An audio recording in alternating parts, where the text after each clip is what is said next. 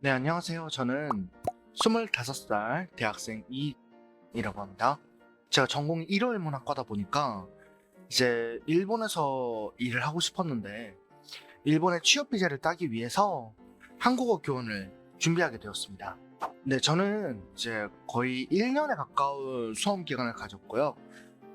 시험을 이제 준비하기 전에는 이런 쪽이랑 관련된 공부를 해본 적이 없어서 사실상 베이스는 아예 없는 상태로 시작했다고 보는 게 맞는 것 같습니다. 학기 중에는 공부하기가 조금 힘들어서 제가 겨울방학 때 이걸 신청을 했는데 겨울방학 때 이론 수업과 실습을 마무리 짓고 이제 학기 동안에 학기가 진행될 3개월 동안에는 이제 손 놓고 있다가 여름방학이 됐을 때 그때 다시 시험 준비를 했거든요. 이론 수업을 듣고 난 다음에 한참 뒤에 자습 시간을 가진 상태라서 그래서 강의를 한참 들을 때는 저는 하루에 3편에서 4편 정도를 이제 강의를 받고요. 그리고 자습 시간은 거의 하루에 4시간에서 5시간 정도로 그렇게 각각 두 달씩 준비를 했습니다. 강의를 듣는 시간 2달, 그리고 자습을 듣는 시간 2달, 이런 식으로요. 그렇게 공부를 했습니다. 이론 수업 같은 경우에는요, 저 같은 경우 2달이라는 짧은 시간에 공부를 했다 보니까 일일이 지금 여기서 다 외우려고 하다가는 절대로 시간이 부족할 거라고 판단을 했습니다. 그래서 처음에는 제가 노트 필기를 하면서 공부를 했는데 노트 필기를 하다 보니까 시간이 너무 오래 걸리는 거예요. 이거 하루에 4개는커녕 이거 1개도 끝내기 힘들 것 같다. 말하는 것도 많고 빨리빨리 지나가다 보니까 강의 자체는 40분인데 저 혼자 2시간을 붙들고 있는 거죠. 일일이 노트 필기를 하면서는 못 따라가겠다 싶어서 어떻게 공부를 했냐면 저는 그냥 최대한 그 강의가 따라가는 대로 빠르게 줄만 긋고 넘어갔어요. 그냥 이건 이거다, 이건 이거다, 이건 이거다 이런 식으로 넘어가면서 형성평가라고 마지막에 보는 게 있거든요. 그것만 최대한 많이 맞으려고 노력을 했었어요. 그렇다고 오답 노트를 하지는 않았습니다. 그냥 이때는 이런 게 있었지라고 생각할 수 있을 만큼만 머릿속에 넣어놨었어요. 왜냐면 저는 이거에 대한 공부를 어차피 다음 해 방학에 할 거니까 겨울방학에 이거 공부했으니까 어차피 이거 공부할 때는 여름방학에 할 거니까 어차피 그때도 기억이 나. 여러분들 같은 경우에는 이 학기라는 제약이 없이 그냥 연속적으로 공부를 하게 된다면 이렇게까지 빡빡하게 안 해도 될 거니까. 그리고 시험에 대한 대비로 준비를 할 때 막 너무 많이 틀린다거나 이런 일이 없을 테니까 그래도 이 방대한 양을 공부할 때는 무조건 빨리 훑고 지나가는 게 맞다라고 생각합니다. 이 실습은 사실 들어가기 앞서서 이제 여러분들이 학생들에게 어떻게 이 강의를 가르칠 건지에 대한 계획서를 작성하게 되는데요. 일단 이 계획서는 그 수업에 나와요. 이런 수업에 어떻게 쓰는 게 맞다 이런 식으로 나오는데 그 사실 가르치는 교수님들에 따라서 좀 다를 수 있는 것 같더라고요. 일단은 자기의 역량껏 계획서를 작성해 본 다음 1차적으로 그 수업에 들어갈 때 피드백을 받습니다. 이런 부분에서 좀 고치셔야 할 것 같다. 이 선생님께서는 그냥 처음부터 뒤엎어야 할 것 같다. 이런 식으로 피드백을 해주십니다. 저 같은 경우에는 처음부터 완전히 뒤집어 엎었어요. 그래서 뒤엎는데 시간이 좀 걸리긴 했는데 나름대로 재밌는 경험이었다고 생각합니다. 그렇다고 해서 이거 처음에 잘 못 썼다고 해서 막 감점 나오거나 그런 것도 아니고요. 충분히 할 수 있으니까 그냥 마음 놓고 편하게, 그리고 강의할 때도 저 같은 경우에는 제가 인생에서 가장 이 공부를 잘 배웠다라고 생각하는 선생님을 모방해서 교육을 했거든요. 이런 식으로 그냥 여러분들이 하시고 싶은 거를 하시면 이론 수업과 실습 수업은 그렇게 마치게 됩니다. 저는 한국어학도 그렇고 일반 언어학 및 응용 언어학, 외국어로서의 한국어 교육론, 그리고 한국 문화 모든 과목을 시험 보는 형식으로 기출 문제랑 이제 모의고사 보는 형식으로 공부를 했기 때문에, 그리고 앞서 말씀드린 것처럼 저는 이론 수업을 따로 전에 들었잖아요. 그 3개월간의 학기라는 텀을 두고 이론 수업을 들은 다음에 3개월 뒤에 문제를 풀기 시작했던 거라서 생각보다 많은 양의 지식을 오래 가져갈 수는 없었습니다. 하지만 이 지식을 되살리는 걸 첫 번째 목표로 해서 공부를 했다는 걸 앞서서 말씀을 드리려고 해요. 한국어학은 어떠냐? 기초적인 것만 외워도 충분히 잘할 수 있어요. 이 기초적인 부분이 뭐냐? 자음표, 모음표, 그리고 음운 변화입니다. 두음 법칙, 아니면 뭐 연음 이런 것들. 이런 기초적인 것들을 활용하는 문제가 많이 나와서 한국어학을 솔직히 그렇게까지 오랜 시간 공부를 할 게 없어요. 그러니까 암기를 할 필요는 없다는 말이죠. 대신 이 기초적인 것들만 하나 잡아놓고 가면은 웬만하면 다 응용 문제들이라서 다 아실 수 있으실 겁니다.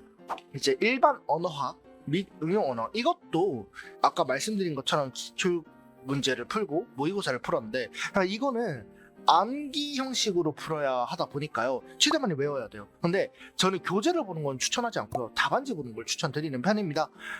공부할 범위가 많진 않아요. 그래서 공부 시간이 다른 거에 비해서 거의 반으로 줄었거든요, 얘는. 그래서 제가 2달간의 공부를 했다고 했잖아요. 그래서 처음에 한 달은 이 응용 언어학 그리고 이 일반 언어학 이거에 대한 부분을 전체적으로 그냥 다 외웠어요, 한 달은. 그리고 나머지 한 달을 제가 외운 것들을 바탕으로 계속 반복하면서 풀고 더 외우고 반복하면서 외웠어요. 외웠던 내용도 반복하면서 외워가지고 이 내용들을 숙달하는 데 만들었을 때 썼다는 거죠. 이 외국어로서의 한국어 교육, 얘가 범위가 넓어요. 많아요. 그리고 교육론이 이론 형식으로 되어 있다 보니까 외워야 할 게 많아. 근데 깊어. 아까 일본 언어학 같은 경우는 제가 하루에 거의 평균 1시간 정도 공부를 했거든요. 근데 얘는 2시간 했어요. 공부를 좀 많이 해야 돼요. 교재를 펼치는 것도 좋아요. 근데 교재를 펼칠 때는 어떤 때냐? 답안지를 일단 보고 가령 뭐 쓰기 교육법 중에서 옳지 않은 것을 고르시오라고 해가지고 옳지 않은 걸 골랐어. 그러면 뭐 정답이 4번이야. 그러면 이 1, 2, 3, 5번이 어떤 내용인지 교재를 보고 확인하는 거예요. 1번은 여기 있고 2번은 이쪽 내용이고 3번은 이쪽 내용이네. 그러면 4번 내용은 이게 틀린 거긴 한데 내가 이걸 어디서 본 것 같아. 이거 아마 쓰기 교육론이 아니라 말하기 교육론이었던 것 같은데 말하기 교육론은 어떻지 하면서 이렇게 확장하는 식으로 공부를 해야 됩니다. 그냥 답안지를 달달달 외우기만 해서는 절대로 맞출 수 없어요. 이거는 한국 문화, 이게 필기시험에서 가장 어렵다고 나오고요. 실제 강의를 듣다 보면 교수님들도 나 이 한국 문화 못해가지고 그냥 전공을 했다 이런 식으로 말씀하시는 분들도 계세요. 이게 왜 어렵냐면 상식 문제라서 그래요. 상식 문제야 이게. 이 영화가 어떤 상을 받았냐 이런 상식 문제가 나와요. 그래서 사실 이걸 어떻게 푸는 게 좋냐 하면은 많은 시간을 투자할 필요는 없어요. 하루에 1시간 정도나 좋습니다. 대신 자주 보고 다양하게 보세요. 다양한 거를 많이 보면은 자연스럽게 상식이 익혀져요. 이거는 그냥 상식을 외운다는 느낌으로 공부하면은 충분히 고득점 노려볼 수 있습니다. 한국 문화가 과락이 제일 많이 나오는 과목인데 이것만 지키면 과락 없이 넘어갈 수 있어요. 과목별로 공부를 이제 어떤 비중으로 했냐 치면은 저 같은 경우에는 한국 문화랑 이제 아까 말씀드렸던 응용 언어학, 일반 언어학, 이 친구들은 이제 하루에 1시간씩 공부를 했고요. 이제 한국어 교육론 그리고 이제 한국어학 하루에 평균 2시간씩 공부를 하면서 거의 뭐 2대 1대 2대 1 이런 느낌으로 공부를 했다고 볼 수 있겠네요. 대신 이거 아까 말씀드렸듯이 어려웠던 과목은 역시 한국 문화예요. 이게 진짜 어려웠는데 대신에 저는 이제 아까 말씀드린 것처럼 자주 보고 다양하게 보라고 말씀을 드렸잖아요. 어떤 걸 다양하게 보냐가 중요한데 저 같은 경우는 이제 기출 문제들 1년에 20문제 정도 나오는데 이게 5년짜리면 100문제가 나오잖아요. 이 100문제를 달달달 다시 보고 자주 보고 해가지고 외운 것도 있고 신문 같은 것도 자주 보고 이제 보통 이게 100문제 정도 모아보면은 사실 유형이 보여요. 이건 여기서 많이 나오는구나. 이게 예술 부분은 이런 부분이 많이 나오고 역사 부분은 이런 부분이 많이 나오고 이런 식으로 보인단 말이에요. 그래서 이렇게만 보셔도 고득점을 맞을 수 있다고 저는 생각을 하고 이렇게 극복을 했다고 말씀드릴 수 있겠습니다. 수험생활 중에 저만의 공부법이나 노하우라고 하면 저는 이제 개인적으로 생각하는 게 2가지 있어요. 하나는 답안지 보는 걸 부끄러워하지 말라는 거. 답안지를 보세요. 답안지를 보는 게 제 공부 방법이었어요. 왜냐면 한국어 교원은 사실 거의 반은 암기 과목이란 말이에요. 암기를 하고 들어가는 건데 오답을 암기할 수는 없잖아. 답안지를 보면 이미 정답이 거기 나와 있는데 그것만 보면 충분히 답을 외우고 넘어갈 수 있다는 거지. 충분히 그걸로도 가능하다는 뜻이고요. 그리고 또 하나가 아까 말씀드린 것 중에 하나인데 문제를 풀다 보면은 막 다음 문제 중 옳은 것을 고르시오라고 하면은 뭐 3번이 정답이야. 그럼 1, 2, 4, 5번은 틀린 거잖아요. 이 1, 2, 4, 5번이 왜 틀렸는지를 보는 거예요. 가령 아까 말씀드린 쓰기 교육론 이런 걸로 봤을 때 1번은 1번은 쓰기 교육론이 아니네? 2번은 쓰기 교육론에서 살짝 말을 바꾼 거네? 이건 5, 6칸에 있었던 거네. 이런 식으로 다른 내용도 문제 하나하나를 수술하듯이 집도해서 다 파헤쳐보는 스타일. 저는 이렇게 공부를 했습니다. 2달간의 짧은 시간이었음에도 불구하고 이 정도의 시간을 투자하지 않으면 합격할 수 없는 공부였었어요. 이렇게 해서 저는 합격할 수 있었습니다. 수강 중에 가장 기억에 남는 선생님 하면은 저는 면접 특강을 이제 해주셨던 김지학 교수님이었거든요. 면접 특강이요. 그 문제 하나를 딱 보여주면은 답을 바로 탁 주는 게 아니라 답을 주기보다는 이 A라는 내용은 여기서 나오는데 이 A를 응용해서 A 다시가 나올 수도 있으니까 이걸 모두 확인해 보는 걸 추천드린다. 이런 식으로 답을 제시해 주는 게 아니라 길을 주셨어요. 이 길을 따라가면은 합격할 수 있다는 거지. 너무 좋았던 것 같습니다. 슬럼프 극복이요. 이거 슬럼프가 사실 저도 있었어요. 그러니까 기출고사를 처음에 풀면요. 어떠냐면 처음에는 막 100점 만점 중에 20점 나와요. 20점. 근데 사실 이게 한 번에 팍 올라가진 않아요. 막 처음에 봤을 때 20점이었다가 두 번째 보면 40점으로 이런 건 아니에요. 왜냐면 이 한 번 봤다고 해서 절대로 머릿속에 다 들어올 리가 없거든. 어떻게 했냐 그럼 보통은 처음에 봤던 거 20점, 그 다음에 봤던 거 25점, 그 다음에 봤던 거 15점 떨어질 때도 있어요. 항상 같은 문제를 보는 게 아니라서 떨어질 때도 있어. 이럴 때 내가 이딴 걸 해가지고 이렇게 공부를 해가지고 이딴 머리로 합격할 수 있겠나?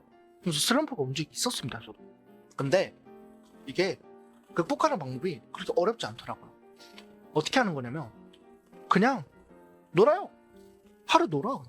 아니 슬럼프라는 건 여러분이 열심히 했기 때문에 오는 거잖아. 제가 열심히 했기 때문에 오는 거잖아요. 지쳤다고. 아니 내가 머리에 안 들어가는데 저도 사실 공부만 한 것처럼 말씀을 드렸지만 공부만 한 거 아니에요. 저 공부하다가 질리면 게임하고 게임하다 질리면 공부하고 이렇게 해가지고 공부를 했다가 이러고도 번아웃이 오고 이러고도 슬럼프가 와서 그냥 손 놓고 그냥 3일 놀까? 해가지고 3일 동안 그냥 친구들이랑 술 마시고 공부 안 하고 게임하고 그렇게 놀았습니다. 그렇게 하고 나서 다시 잡아보니까 잘 맞더라. 이러니까 머릿속에 더 잘 들어오더라고.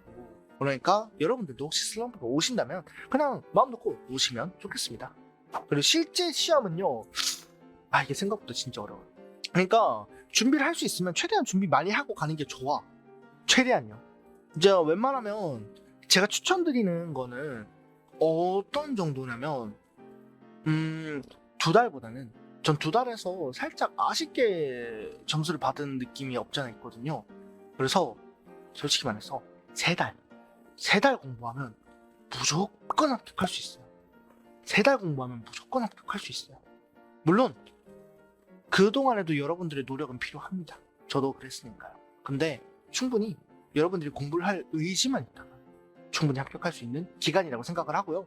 보통 탑에듀에서 제일 짧게 나와도 그 정도 나오지 않나요? 90일은 갈 거야. 그것만 듣고 공부 열심히 하고 탑에듀에서 기출문제 모의고사만 풀어도 충분히 문제 없이 공부할걸요? 저도 그렇게 공부했거든요. 저는 면접을 어떻게 준비를 했냐면요. 면접 특강을 다 보고요. 면접 특강을 보면서 이제 노트 하나 펼치고 이 면접에 이 질문에 어떤 식으로 대답할지 일단 다 써봐요. 한 번씩 쭉 써본 다음에 면접 그 기출고사를 사실 면접 특강 안에서 다 다뤄주는 게 아니에요.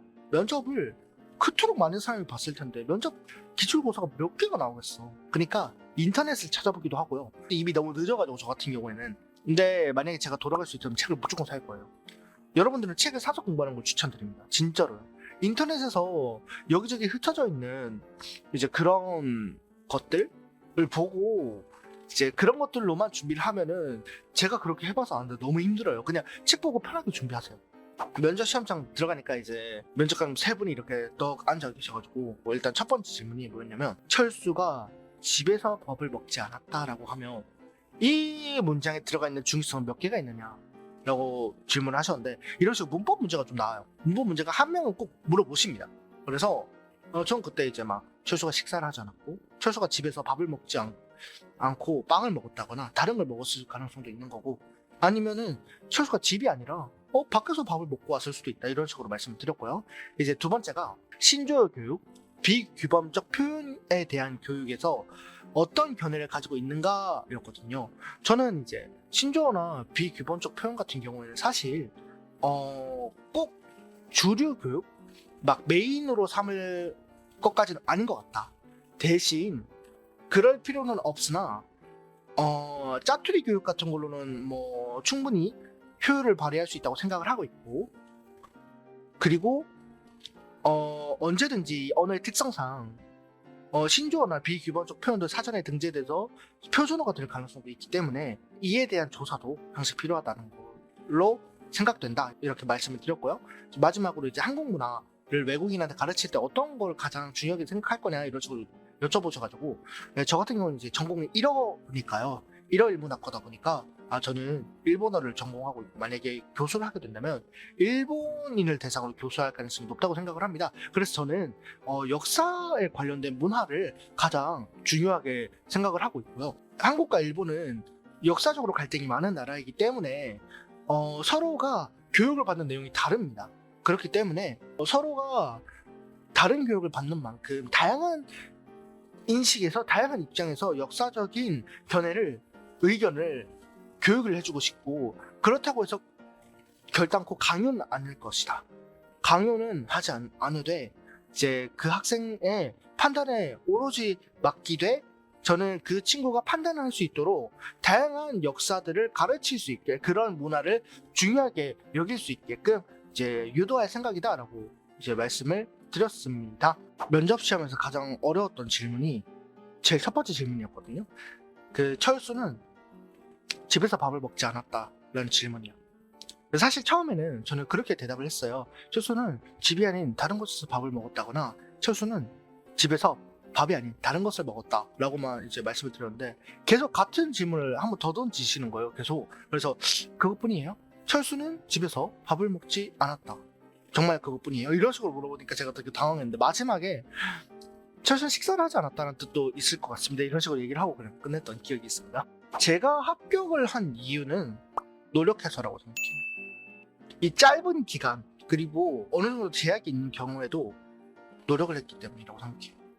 의지가 있으면 무조건 그 노력은 결실을 맺는다고 생각을 하고 있고요. 저는 그 결실을 맺었다고 생각해요. 나는 대학생이고 지금 학기도 해야 되는데, 방학이나 알바해야지. 그러면 공부할 시간이 어딨어, 이런 식으로 여길 수도 있는 거고, 직장인 분들이시더라도 그렇게 여기실 수 있을 거라 생각하는데, 저는 조금씩이라도 공부하면 무조건 합격할 수 있다고 생각을 하고 있어요.